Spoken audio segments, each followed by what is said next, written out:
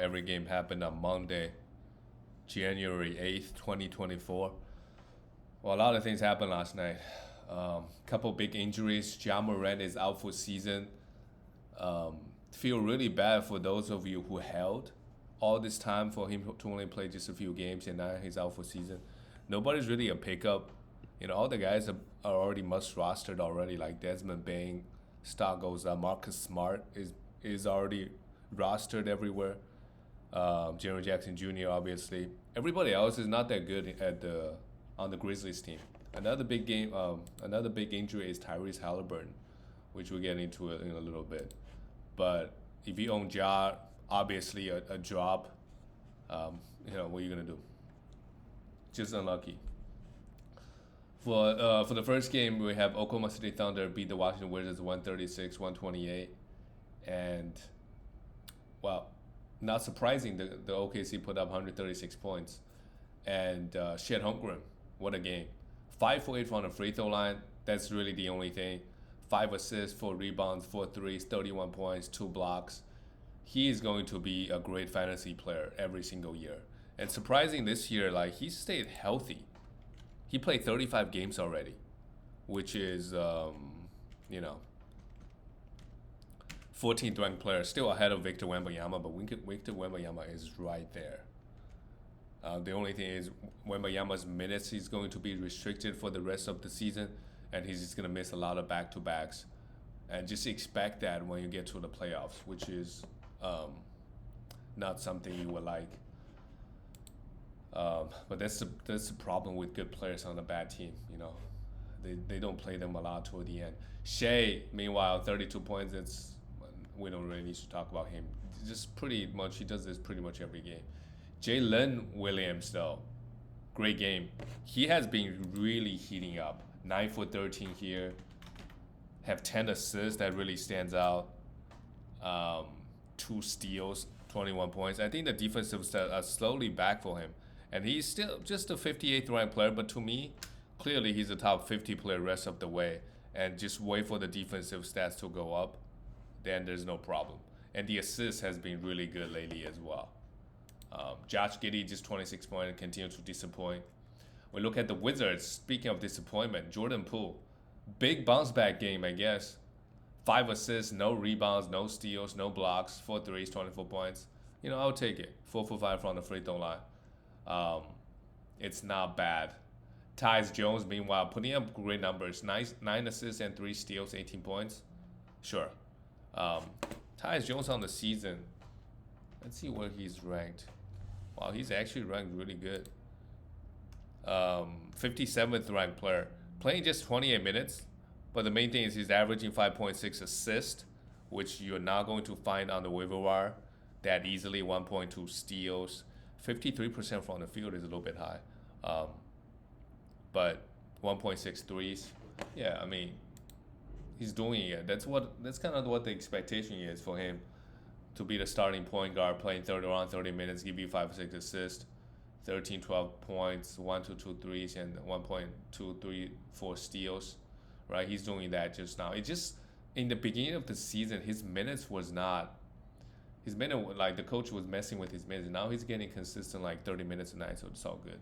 Daniel Gafford played okay. While Kyle Kuzma, this is crazy. He took 24 shots. If I were Jordan Poole, why am I not taking 25 shots a game?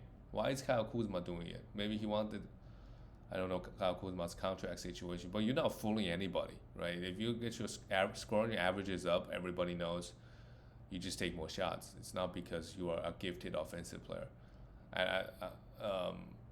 But it's good for fantasy. Danny Advia, meanwhile, has been playing fairly well. He's a minus 20, though, in 33 minutes. Yeah, I mean, we could pick him up, but just the next game could just be a stinker. We move on to the next game.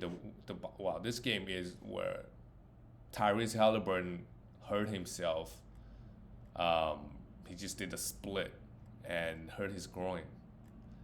And we don't know how he played 13 minutes before he exit. We don't know how bad it is. It's going to be multiple weeks at least. So TJ McConnell is a must roster. Maybe Benedict Mathurin now gets a boost. Andrew Nembhard only played 12 minutes, but he had 5 fouls. Yeah, all these guys could benefit, but obviously in category leagues, I like TJ McConnell the best.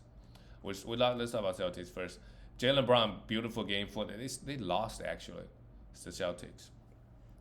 40 points, great. Jason Tatum didn't play, so Jaylen Brown went off. Drew Holiday did his thing, but just one steal. He really needs to get more defensive stats. Derek White struggled a little bit, but he had 2 blocks and 6 assists and 2 threes.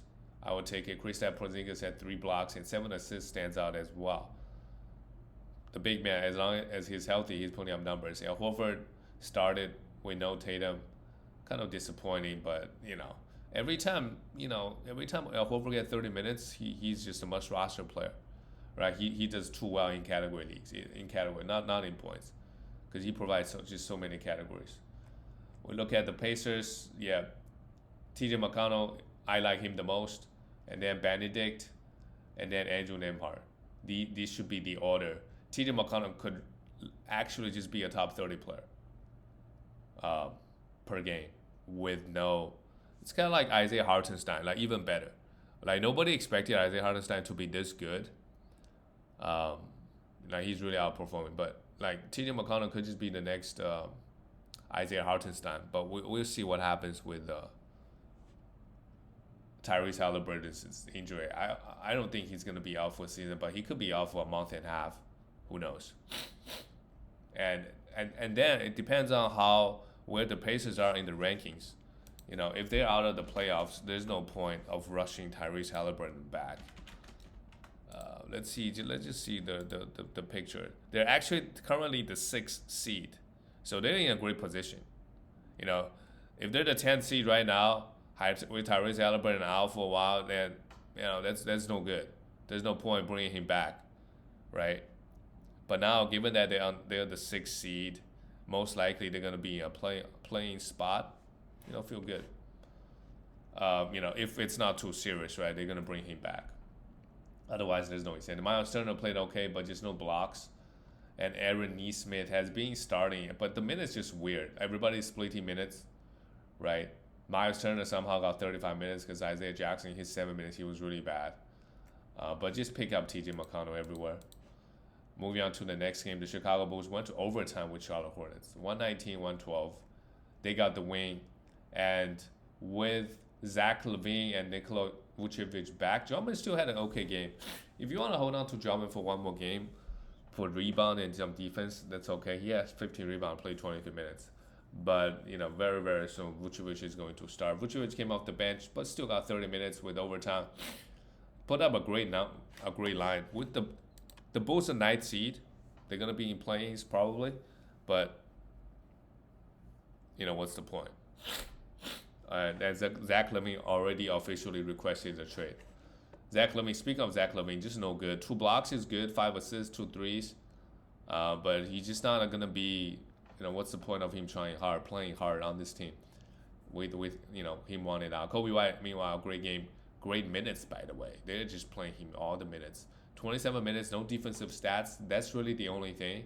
He gets great rebounds from a point guard because his minutes is super high. Great assists, great threes. It's just the defensive stats need to come. Alex Caruso is the opposite of Kobe White. 2 steals and a block. I think he's a must roster if he gets around over 30 minutes a night. We'll see what happens with their rotation though, because right now LaVine and Vucevic, they're coming off the bench. Patrick Williams came back, plays just 23 minutes, then you can absolutely drop him.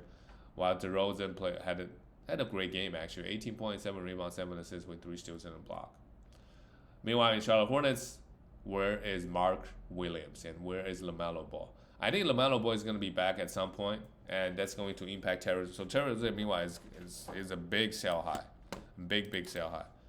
On the season, he's ranked crazy, 26th ranked player. He's still a top. I mean, to me, he's a top 50, 60 player. I think at best, if I'm going to be honest, if LaMelo Ball is back. He's averaging 7.2 assists. LaMelo Ball comes back. I'm not sure it's going to average 5. I mean, we can just look at the Terry Rozier stats with LaMelo on the court in the past couple of seasons or whatever. So, yeah, sell high. Like, if you can do a 2-for-1, if you can get a top 20 player, that would be a huge win.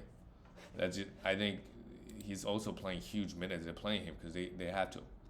Brandon Miller played, yeah, but it's okay to have him. Miles Bridges also crazy minutes. No need to talk about him. He's just being a beast. Um, he was just after the suspension. He's just been really balling out.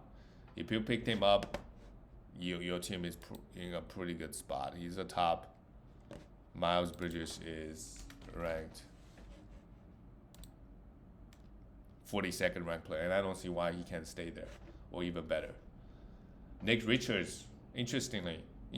Played 38 minutes. They play him high minutes while this is also overtime.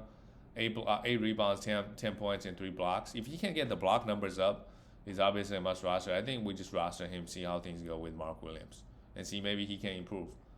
But Mark Williams, what are you going to do with him? If you got an IR, you just keep him in there. Moving on to the next game, the Houston Rockets lost to the Miami Heat, 113-120. Well, we still don't have Jason Tate, and we still don't have Dylan Brooks. Jalen Green played 31 minutes, took just 10 shots. Jalen Green is not good on this team. I think it's perfectly fine if you drop him. Like every once in a while, he's gonna have a 30-point game, but how many of those games he has left in him for the rest of the season? Maybe 2. And the Rockets are actually good. They're trying to win games, and they're just not a winning player. Rockets are 8 seed right now. Fred VanVleet, meanwhile, is putting up great numbers. 7 threes, 32 points, 2 blocks, 7 assists. I don't know what to say about this guy.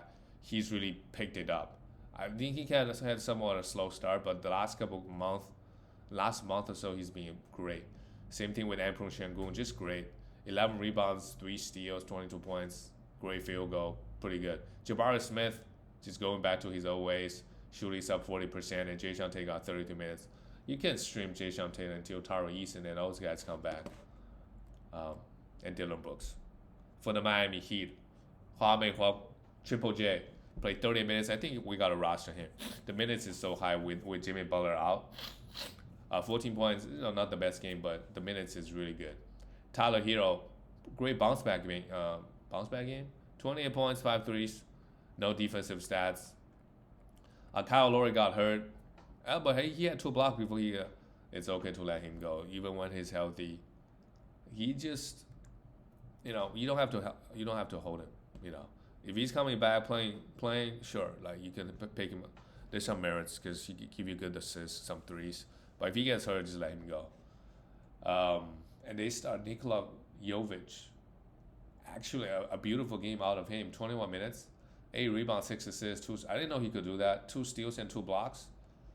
That just makes things interesting. They started him, but I wouldn't trust it. But if they got a back-to-back, Jimmy Butler is out. Sure, you stream it. Meanwhile, Bam had a decent game, but 4 for 7 from the free throw line. They got the win though. The next game, the Utah Jazz is coming. They beat the Milwaukee Bucks 132-116, and look at Utah. They are now ahead of Golden State Warriors, and they're 8-2 in their last 10 games. And they realistically could, they're kind of close, right? At least right now with 8th and 9th seed, and that's considering. That's like with all the guys out for a good stretch. So they're just racking up wins. And to beat Bucks on the road with no Dame, that's still really impressive. Lauri Markkanen, 21 points, 14 rebounds, steal and 2 blocks, did everything. Amazing. John Collins, 19 points. They started him at the center position. That means Walker Kessler is coming off the bench, plays just 21. What are you going to do? Had 1 steal and 2 blocks, 6 rebounds. You just have to hold him. Very simple. Even just him playing 20 minutes, he's a must roster, but it just sucks. And maybe, they're winning games, so you could argue like that's the right move, but yeah. Chris Dunn is interesting. I will pick him up and just see how things go. He played 24 minutes, 13. Next game he could very well. And also the minutes is not that high. Play only 24 minutes. Really, the only guard that gets consistent minutes is Jordan Clarkson, who had 21 points and 6 assists and a block. Colin Sexton played just 18, right? So they have all these guards. They're giving everybody some minutes, and Chris Dunn is the one that performed the best yesterday, 13 assists with a steal and 2 blocks. For sure, he's a streamer. I don't think he's a must roster yet because just the minutes is. Are they really gonna play him 30 minutes? I doubt it. But if they're winning, right, they gotta find him minutes. And Simone, he's getting really good minutes, but just not putting up great numbers. A student block looks fine. Had 4 personal fouls, but again, a great win for them. For the Milwaukee Bucks, Malik Beasley is a drop. He had 5 threes here, but he's just a streamer. He's just a streamer. He's not a must roster anymore. He's not playing 35 minutes. Even this game without Dame, he played 24 minutes. He realized he's not good. Maybe more on the defensive end. And Chris Middleton, would you look at that? The minutes is fully back, wrapped up. He's the must roster right now. 3 threes, 8 assists, 2 steals and a block, 23 points. I know I said Chris Middleton, you cannot trust him, but with no Dame here, he looked really good. And then they gave him 4 minutes as well. So if he's out on the waiver wire, obviously a must roster. If he held on to him all this time, congrats. But he's just gonna miss a lot of games, right? And even when the games he does play, I just don't know how, what numbers he gonna put up. On the season so far, Middleton is 118th ranked player. Well, at this point, you obviously hold. He's played average 25 minutes. Giannis Antetokounmpo, a triple-double, pretty good, but again, they lost the game. And he had a bunch of turnovers and bad from the free throw line. Brook Lopez, he's been quiet, but I feel like one big game is coming versus some bad team. It's coming. Last game of the night, the Clippers, they're rolling at the moment, man. The Clippers. They are 4th right now. Well, they could be in their top 3 territory very, very soon. They're 2.5 games behind the Timberwolves. The top 3 right now, they basically have the same record. So the West is super stacked this year. Super, super stacked. At least in the regular season. Because you got Timberwolves and Thunder. And KD, 30 points. KD is going to put up numbers. But the problem is, where is this team going? Right? They have, I think, the second best out in the West to win it all, after Denver. But now Clippers basically dominated them, right? They really have no answer. Clippers shot 62%. And I don't think it's just because they have a good night, right? It's just the Phoenix Suns defense is no good. Bradley Beal, mediocre numbers, 15 points, 2 steals. They got to do better. Yusuf Nurkic plays just 21 minutes because, Clippers go small. I'm not too worried about him for next game. Devin Booker, 20 points, 5 assists, and nothing else. Yeah, they all had a pretty bad game other than KD for the Suns. And you look at the roster, it's just... And then you compare that to Clippers, their starting 5 is James Harden, Paul George, Kawhi Leonard, Zubac, and Terrence Mann. And they have Russell Westbrook and Norman Powell come off the bench. And Daniel Theis can also play ball. All these guys are good. And Amir Coffey getting 23 minutes is surprising. But Harden, 30 minutes, easy work, 19 points, 3 threes, 10 assists. Harden has been a beast. And just great efficiency out of him. I just don't know how he can... Maybe he's healthy finally? He's the 16th ranked player. Consider how he had a really slow start, right? He basically a first rounder. And while only averaging 17 points. Like he's shooting 46% from the field, 2.7 threes, 8.4 assists. That's going to go up, right? He's going to average around 10 assists a game, 1.3 steals and 0.9 blocks. Amazing stuff out of Harden. Paul George, great game, 25 points. But the problem is, everybody's going to eat a little bit. So offensively, all the Clipper guys, their points average is going to dip a little bit. But for Kawhi Leonard, it's no problem. 5 steals and a block, 17 points. And for Kawhi, really, if you probably drafted him late, like 3rd or whatever. If he stay healthy, average per game basis, oh my God, Kawhi Leonard is... Am I looking this right? He's he's number 6 on a per game basis. Oh my God. He's averaging 24 points. That's actually a little bit higher than I thought. But his efficiency is great. Kawhi Leonard is a beast. Just a beast. And I didn't know he's a freaking 6th ranked player. And he's played 32 games. Ooh. Drafting him late, he's doing well. Terrence Mann, not so much. He's not really fantasy relevant, but a great win for the Clippers. That's it, guys. I'll see you tomorrow.